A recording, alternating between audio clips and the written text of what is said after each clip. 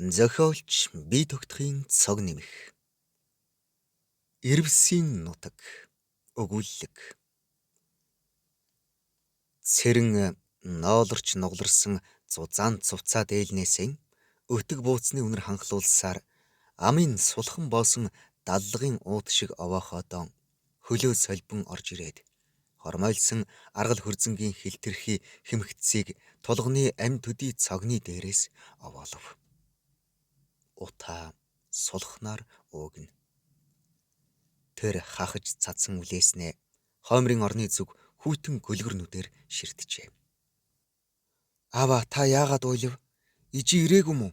Гэх дуунаар охиныхоо дэргэд ганцхан алхаад оччихсан цэрэнгийн самгардахыг зөөлөх мэт гал маналцсан асаатгав. Би уйлаагүй бөөрий. Утаанд нүд хорсоод хэмээн өчөөд нэг гараараа хазраа шударч нөгөө гараараа охиныхоо хүчлагыг заслаа.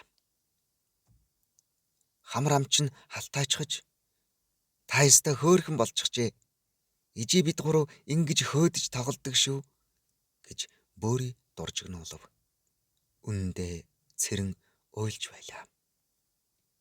Тэр пингийнхээ модон тагийг нээлээ. Буланд нь сарлагын шаргал сүүний атгсан гарын чинээ хөлдөс байхаж. Майнын зурлах шиг хөгжих асах гал дээр гуйлан тогоогоон итгэлтэйе тавиад охиндоо хадгалсан сүүгэн буцалгаж өгөхөөр булхуулжээ. Үнд хавчуулсан жижиг ууттай ирвсний өвснөөсөө сүүнд хандалж буцлахаар чимэх төдийг эвэрсэн хуруугаараа удаанаар үйрүүлв. Ирвэс махчин атал хаяа өвснөгөө зулгаан идж байхдаа цэрэн уулын тагтанд цөөнгүй тааралджээ. Бодвоос ходоо дотроо эмчлэх гэж шидэд эмийн ургамал зоогддог байж таарна хэмээн харав ханаараа бясалгаад түүж авсан хэрэг. Тогоотой сүү дөвилөө. Галын аманд чагтлан суусан цэрэнгийн хүйсээр хүйт даагаад ирэв. Дарг хар завдан буй тогоотой сүүнд нь хадан халилын орой тооноор тусан харагдана.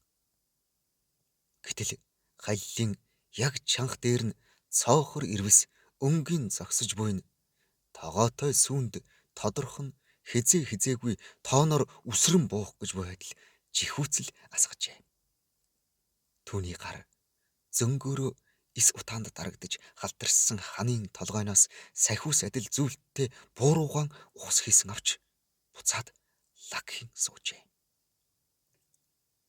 Одоо эвлэрхтэй. Охин эдгэрч байна. Шар өлөгч минь. Бидний дайсагнал дууссан. Тогоотой сүү овлзон хөөрч, тооноор тусах хөх тэнгэрч, ирвсийн төрөгч бутран сацрав.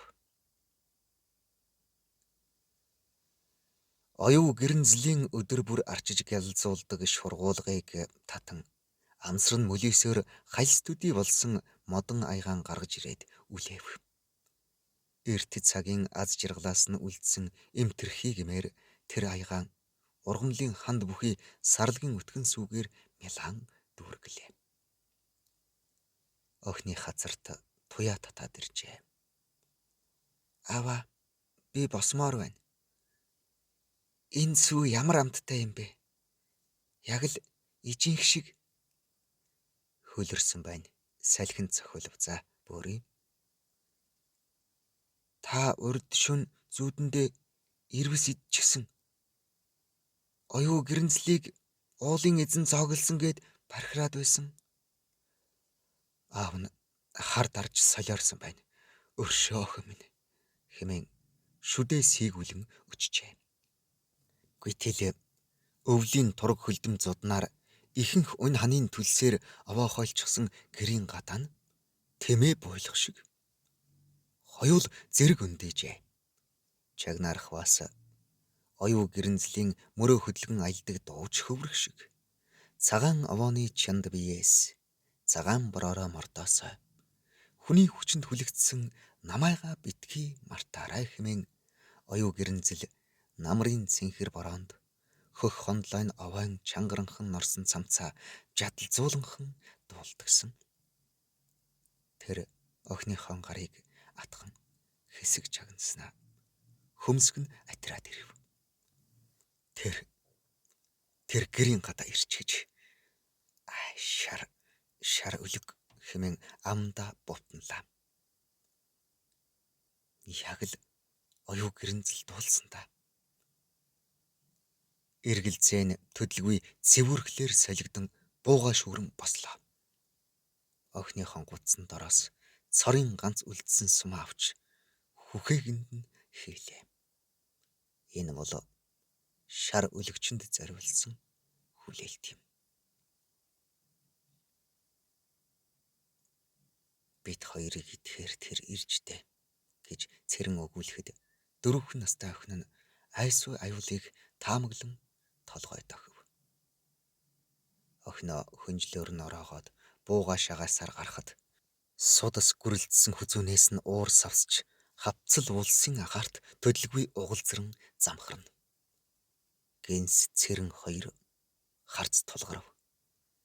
Зэвүүн ногоон бус үзэсгэлэнтэй бүлээн цэнхэрнүүдээр ширтэж байх юм. Харц нь араатан бус оюу гэрэнзлийн айллуга нэн адил шам аж.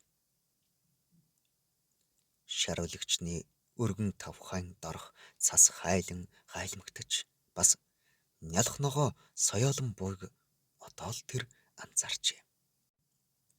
Мөнөх гэнс сонсон урт бие хураан гойлгор бүдүүн сүлээ мушгруулан хүчрхэг хойд хоёр хөл дээрээ нумран суулаа. Үсрэх нэм. Үүнээс ч хол зайнаас гэтэж байгаад огцон өсөрч агнаж буй амтан дээрээ халз буудаг ирвсийг зогсоох хүч бол амин газарт нь алдалгүй буутгал байлаа. Эс чадвас намайг л идэж үзэх хэмээн цэрэнгийн харц өгүүлж байв.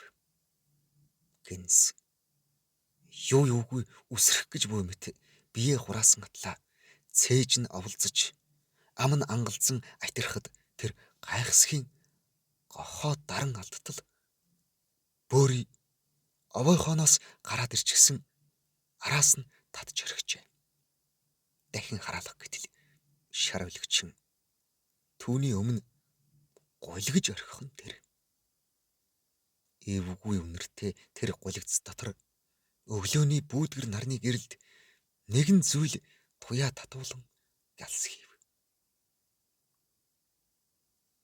Оюу гэрэнзэл хаш шүдэ яралзуулан инээхэд нарны гэрэл ийн ойтгсон. Гэнс ухран шавдууллаа. Гэргийн түүнд энэ лавдан тэр шүлсийг усанд буцалгаж уух юм байх.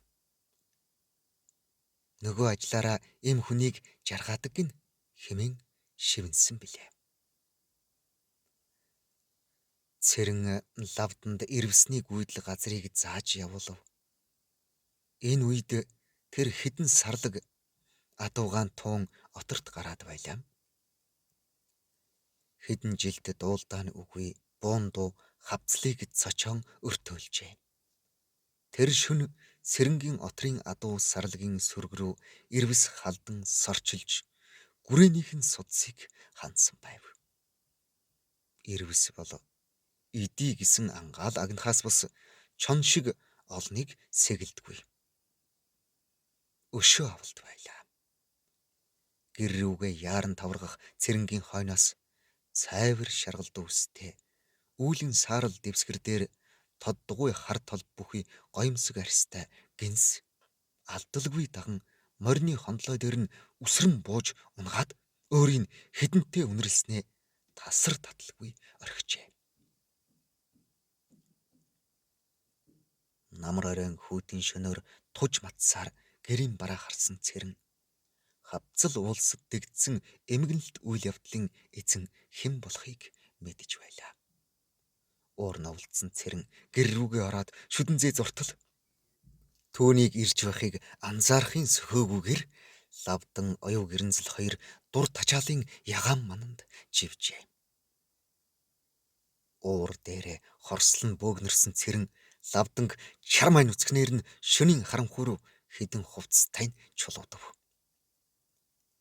Суурин газар руу таамгаар шөнийг гатчин одсон лавдан ор сурггүй алга боллоо. Сумаас ч хайгаад олоогүй. Цэрэн үүрээр оюу гэрэнзлийн хувцс өмсгөл зүйлтийг баадагнаад лавдангийнхаа хойноос явахыг шавдуулсан юм. Нүд нь бүлцээсэн ч үзэсгэлэнтэй харагдах гэргийн өвөг дээдсийн үеэс дахин шүтж ирсэн бөөгийн модонд очиж нүглээ цайруулна. Төрж өссөн бууцаа би орхихгүй гээд лавдангийн явсан зүгийн эсрэг уулын манд уусан одсон билээ. Нэг хоногийн дараа шүтэн модноо цэрэнг очиход мөнөөх шар гинс тоймгүй олон самардас үлдээгээд одсон байв. Харин гэргийн байсангүй. Түүнээс лавдан нэртэй биз. Ир ирвсээ алдсан гинс гэрийн нэгэн шөнөөр самардан тамтаглав. Маргааш нь хүн амтан бараадыг авч шүнжин цаславсаар хантай нь тэгширсэн байлаа. Цэрэн тооноор л орж гарч охиныхоо амийг зогоосоор хавартай золгож. Түлэх түлээгүй улмаас гэрээ овоохой болгосон оронго түүх энэ. Тэр гинсийн араас дуулгавартай дагсаар будан хөшөлдөж хойлогж иргсэн хавцал өндрийн нууцлаг агуйд хөл тавилаа. Гэтэл агуугаас нодон жил говийн баян бүрд рүү нутаг заагдан хөөгдсөн гүйн нь гарч ирэв. Нас бий гүйцээд сайхан хар цоохор гинд болжээ. Цэрэн их уулнаас бууж баян бүрдэд буй тэмээгийн ирэхээр явж байхдаа энэ хүү ирвсийг өлбөрч өгөх гэж буй гүйн байхад нь таарсан юм. Богцсон дах борцноосоо илүүчилснээ санана. Амьд үлджээ. Ирвс нь зуны ихээр төрсөн гүйнгээ намар болонгууд эзэмшил нутгаасаа албадан гаргаж шин нутаг олж эзэмшдүгэ хэмээн явуулдаг юм. Гэтэл энэ залуу ирвс яагаад буцаад ирв гэдэг нь ирэхгүй сонирхол татна.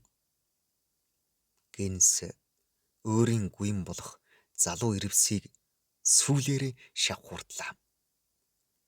Залуу ирвс цэрэнгийн хажууд танимхааран ирж үнэрлснээ бумбайгаан овоолж эхлэв. Шар өлөгчин гинс үүнд сэтгэл хансан бололтой хэвтэн суняаснаа нэгэн үе цэрэн рүү, нэгэн үе агуйн гүн рүү харц солбохож.